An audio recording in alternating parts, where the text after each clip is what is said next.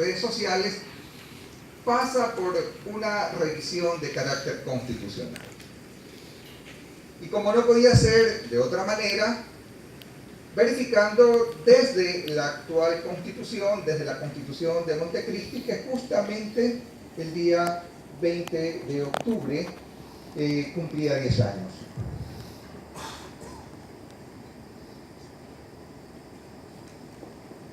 Distribuiré mi exposición haciendo mención a la Constitución y el significado del Estado constitucional, el efecto y radiación que tienen los derechos y los principios constitucionales dentro del ordenamiento jurídico, los impactos que tiene el Estado constitucional dentro del derecho público e inclusive dentro del derecho privado. Para ello, pues analizaremos brevemente también lo que implica el contenido esencial de los derechos desde la Corte Constitucional y desde la Corte Interamericana de Derechos Humanos. Es necesario, para analizar el daño moral, también verificar lo que significa la dignidad humana. Y particularmente dentro de la Constitución, lo que tiene que ver con el derecho al honor, a la libertad de expresión, al libre pensamiento. A partir de esos elementos, pues intentaremos llegar a alguna definición de lo que es el daño moral y terminaremos nuestra exposición con algunas reflexiones. Pues bien, ¿qué es el Estado constitucional? El artículo 1 de la actual Constitución, y esto se ha constituido en una especie de muletilla. Todos, en algún momento, los que estamos dentro del ámbito jurídico, nos referimos justamente a que el Ecuador es un Estado constitucional de derechos. Pero, ¿cuál es el significado de Estado constitucional de derechos? ¿Cuál es la trascendencia de que el Ecuador sea un Estado constitucional de derechos? ¿Hay alguna definición respecto a lo que es el Estado constitucional? Y señala que es el conjunto sistemático de normas jurídicas fundamentales que rigen la organización y funcionamiento del Estado y que señala los derechos y garantías de sus miembros. Bueno, eso también ha permitido que se diga que la Constitución es garantista. Aunque muchas veces no lleguemos a indagar exactamente de qué, garantista de qué, de derechos, pero de qué derechos. Empezando por lo que significa el efecto y radiación de los principios constitucionales dentro del ordenamiento jurídico, da cuenta de lo que señala el artículo 424 de la Constitución, que hace referencia a que la Constitución es la norma jurídica suprema. De ahí pues aparecen casi al lado, algunas veces arriba y otras abajo, de los convenios internacionales. ¿Y por qué digo aquello? Porque la misma Constitución se autoseñala que ella es la norma suprema. Pero en cuanto tiene que ver a instrumentos internacionales de derechos humanos que protejan de mejor o de mayor manera los derechos, se aplicará estos convenios internacionales. Es decir, que existe cierta relatividad con relación a la supremacía de la Constitución. De tal manera que aquí nos estaríamos refiriendo a que existe obviamente cierta relatividad de esa jerarquía. Como lo advertí, hay instrumentos internacionales de derechos humanos que protegen de mejor manera estos derechos y priman sobre la Constitución. ¿Y por qué es importante decir aquello? Porque en el evento de que la Constitución no prevea, no garantice de mejor manera algún derecho, la Constitución pierde eficacia frente a los convenios internacionales, frente a los instrumentos internacionales.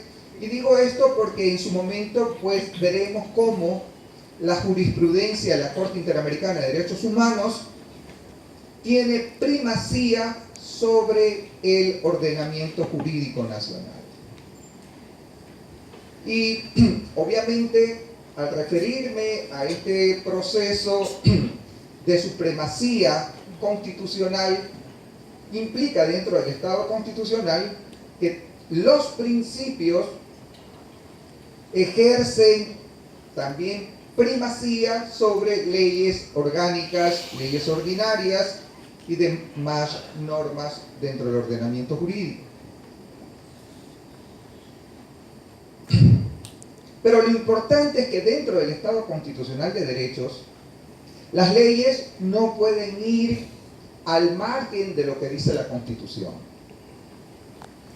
¿Para qué sirve el ordenamiento jurídico infraconstitucional sino para desarrollar los principios que están previstos dentro de la Constitución? De tal manera que la ley dentro del Estado constitucional ejerce un carácter instrumental. Es decir, la Constitución utiliza las normas infraconstitucionales para desarrollarse. Y es así que los derechos previstos en la Constitución son desarrollados también dentro de ese ordenamiento infraconstitucional a través de las leyes orgánicas o leyes ordinarias. Ahora, lo importante también dentro del Estado constitucional es que la Constitución, en cuanto a sus derechos, no solamente obliga a los servidores públicos o al Estado, sino que también interviene y obliga a los particulares. Esa es una de las características también del Estado constitucional.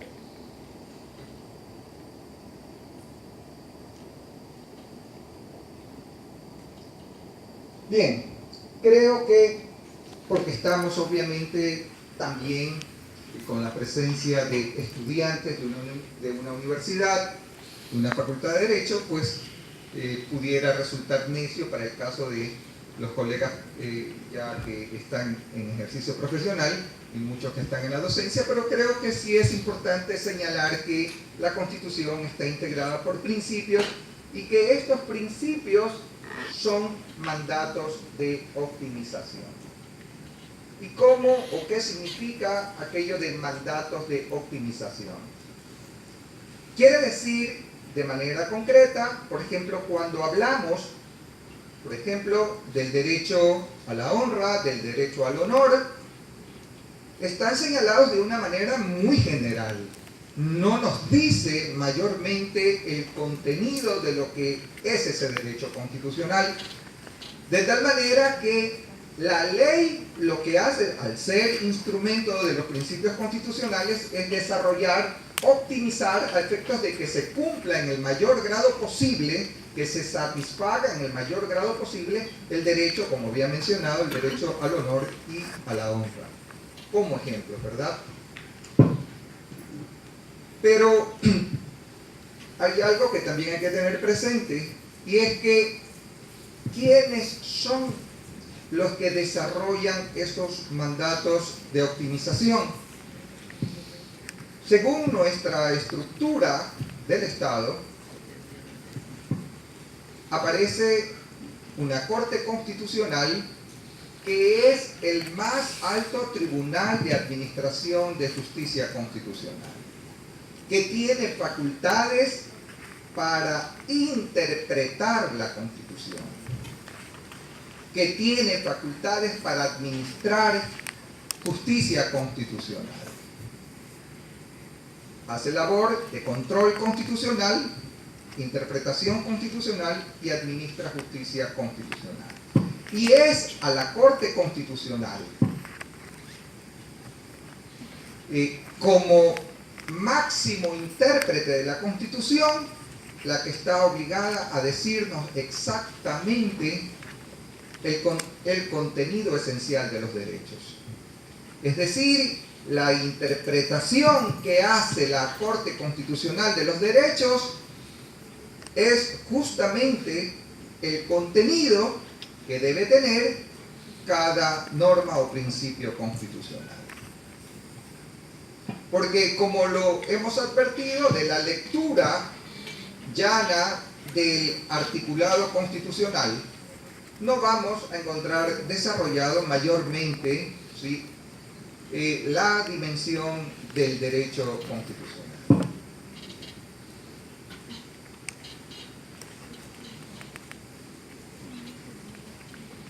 Bien, es importante también para la explicación de los derechos que están en conflicto que analicemos también un elemento importantísimo que es la dignidad. ¿Y por qué es necesario analizar la dignidad como concepto? Porque a nosotros, y recuerdo cuando era estudiante, ojalá no haya sido el caso de ustedes, en el mejor de los casos estudiábamos la Constitución de una manera muy general. Yo recuerdo haber tenido en mi maleta guardada la Constitución durante todo el proceso de mi carrera estudiantil. Pero ahora, a partir de la Constitución de Montecristi, es realmente el libro de mayor uso. ¿Y por qué? Porque cada ocasión que debo revisar algún derecho, primero consulto a la Constitución y luego la jurisprudencia. Pero también quería advertir que ahora mismo se comienza a estudiar la Constitución desde su articulado y nos olvidamos la parte quizás fundamental de ella y que tiene que ver con su parte preambular. ¿Y por qué la parte preambular? A pesar de que no es un texto muy amplio, al contrario, es diminuto, pero en la parte preambular de la Constitución están señalados los criterios con los que debe diseñarse la Constitución. Es decir, ahí está señalado para qué creamos una Constitución. ¿Cuál es el objeto? ¿Cuál es la misión de esa Constitución? Y seguramente ustedes van a encontrarse que el elemento central, el núcleo central de la Constitución hace referencia a la dignidad humana.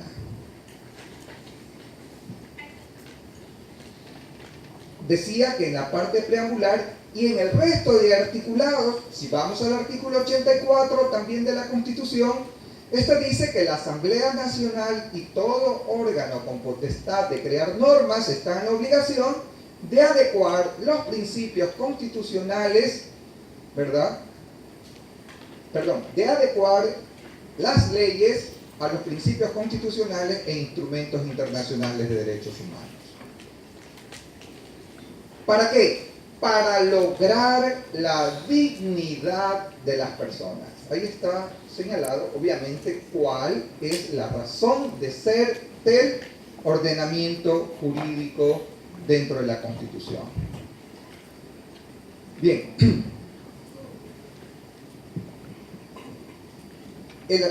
Me refería al artículo 84. Pero, según nuestra Constitución, establece dos formas de concretar o de construir esa dignidad de la persona.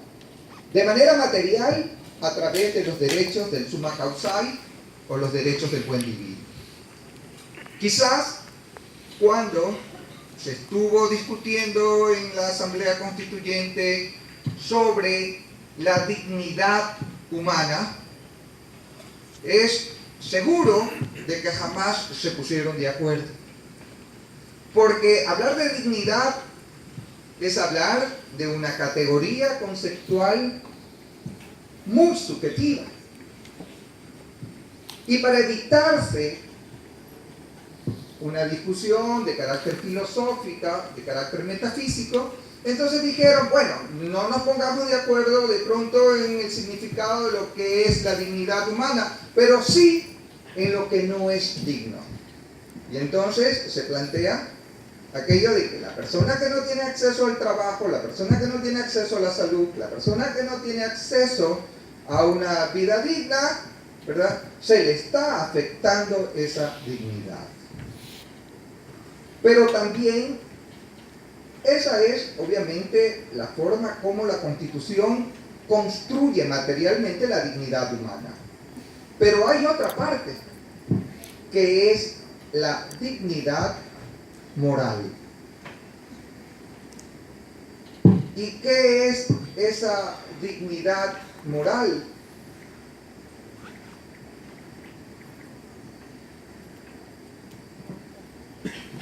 Hay un concepto mínimo sobre dignidad que se basa sobre la idea de libertad e igualdad de los derechos del hombre.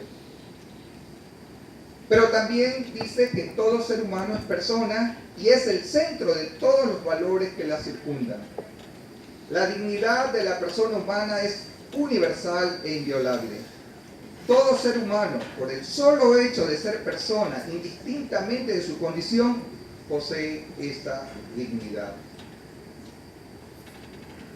Hay derechos morales de la persona humana y que tiene que ver con el respeto y a la buena reputación. El derecho, ¿sí?, a ser respetado y a gozar de una buena reputación. También implica el derecho a la libertad para buscar la verdad y defender sus ideas. ¿Esto qué quiere decir? El derecho a la libertad para buscar la verdad y defender sus ideas está relacionado con la libertad de opinión y de expresión. Es decir, parte también de la dignidad humana es aquello de gozar, de ejercer el derecho a la libertad de pensamiento, el derecho a defender mis ideas y a buscar la verdad. También implica que es el derecho a tener una formación objetiva de los sucesos públicos. Por ejemplo, ahora mismo, vean ustedes, ha ocurrido un evento que genera conmoción o preocupación nacional. Y es que una persona que estaba indagada, que tenía medidas cautelares, rompió las seguridades de su dispositivo electrónico y aparentemente se ha fugado. Todo aquello, ¿verdad?, ha generado conmoción. Pero es parte de nuestro derecho a conocer objetivamente los sucesos públicos. De tal manera que esto tiene que ver a que nosotros tenemos el derecho a demandar la verdad de esos hechos, a que nos digan. De esa manera, pues obviamente estamos ejerciendo, ¿verdad?, nuestro derecho a tener conocimiento de la forma en que ocurren ciertos hechos que tienen relación con la república, con la opinión pública. Ahora, hay deberes también de la persona humana. Y tiene que ver el deber para con uno mismo, y que es conservar la vida y el de vivir dignamente. Es decir, yo tengo el derecho a ser tratado dignamente, a ejercer ese derecho a ser tratado dignamente.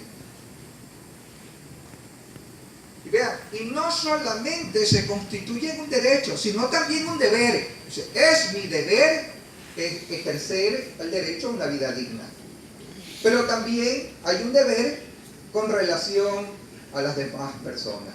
Y tiene que ver que las demás personas deban reconocer y respetar los derechos de las personas con idéntica dignidad.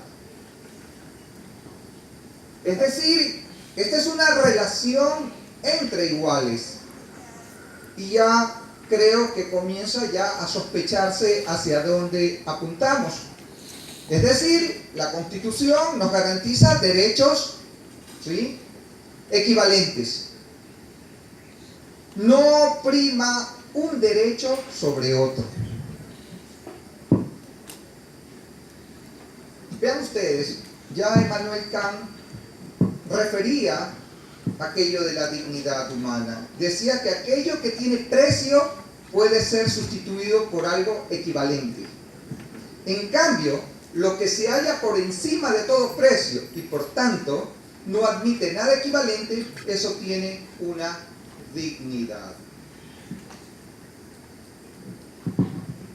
La dignidad es el reconocimiento de la condición de humano para sí mismo y para los demás como iguales. ¿Esto qué quiere decir? Establece una responsabilidad. Es decir, si yo ejerzo el derecho y el deber a ser tratado dignamente, también debo garantizar el derecho de las demás personas a ser tratadas dignamente. Aquello implica el reconocimiento y respeto de la dignidad ajena, en la misma medida que exigimos respeto para nosotros mismos. Ahora bien, ya concretando, la Constitución garantiza en el artículo 66.6 el derecho de opinión. El derecho constitucional a opinar y expresar nuestro pensamiento libremente en todas sus formas y en todas sus manifestaciones. En todas sus formas y en todas sus manifestaciones. Quiere decir, no solamente a través del habla, no solamente a través del texto, sino también pudiera ser a través de una obra de arte, y ahora lo que conocemos ya casi cotidianamente, a través de un meme. ¿Sí? Tenemos derecho a expresar nuestra opinión. Pero al momento en que yo elaboro ese meme, esa expresión, debo tener en cuenta que si me refiero a otra persona, debo tratarla con el mismo derecho a la dignidad que yo tengo, que yo poseo. Todo individuo tiene derecho a la libertad de opinión y de expresión. Este derecho incluye el de no ser molestado a causa de sus opiniones. Eso está contemplado en la Declaración Universal de los Derechos Humanos. De tal manera que hay correspondencia entre un instrumento de carácter internacional y la misma Constitución. El artículo 66.18 señala el derecho al honor. El derecho al honor y al buen nombre. La ley debe proteger la imagen y la voz de la persona. Es decir, parte de ese respeto implica que yo no puedo hacer uso de la imagen de una persona ni de su voz si no me es autorizado. ¿Ok?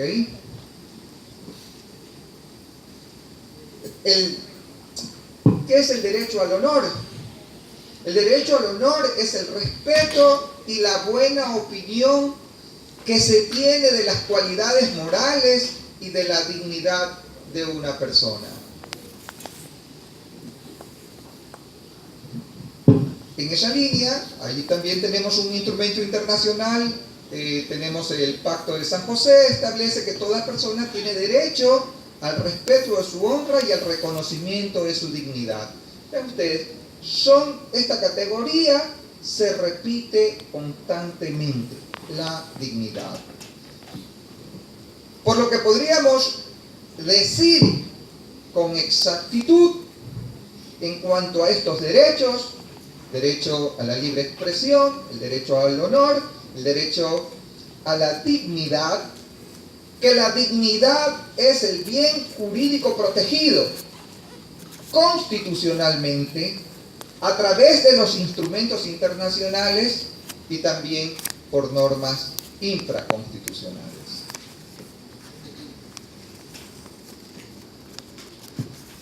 La Corte Interamericana ha señalado respecto a estos derechos alguna jurisprudencia. Voy a referirme brevemente a alguna de ellas.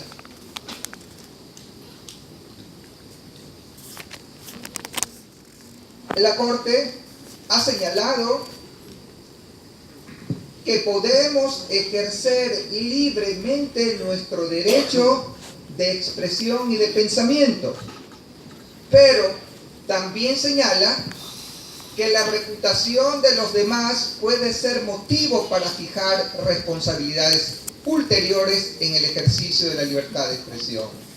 Es decir, ejerza usted su derecho, pero respete la dignidad de las personas, porque caso contrario, usted será responsable, ¿sí?, de sus dichos ulteriormente. Las acciones judiciales por difamación, calumnias e injurias. La Corte Interamericana también le ha puesto especial acento cuando los funcionarios estatales, que usualmente son blanco de críticas, de cuestionamientos, ¿verdad?, ahí ha flexibilizado ese derecho.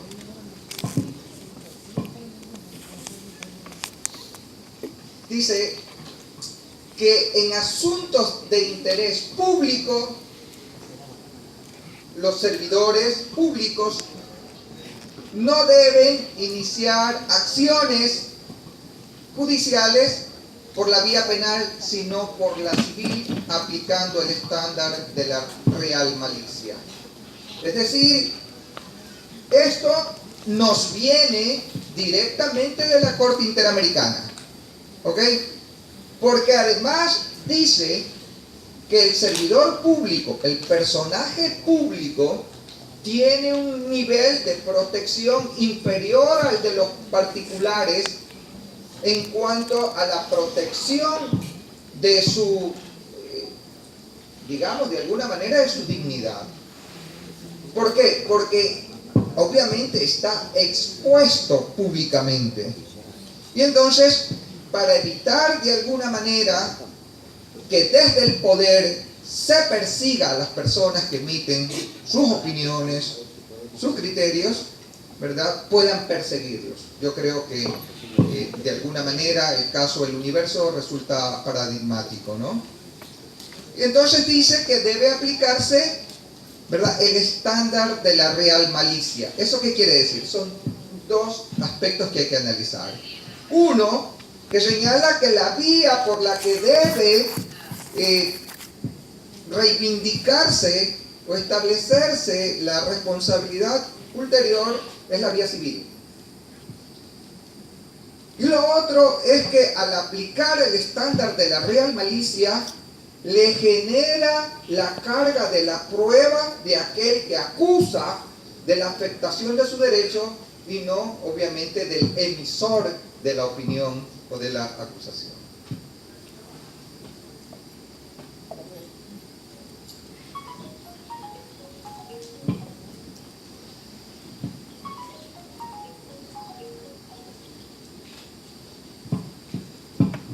¿Qué es, ya abordando propiamente el daño moral? hemos construido de alguna manera un concepto que recoge algunos elementos respecto al daño moral y dice que son los daños infligidos a las creencias, el daño moral, a los sentimientos, a la dignidad, a la estima social, a la salud física o psíquica, es decir, a lo que la doctrina mayoritaria ha denominado derechos de personalidad o extrapatrimoniales.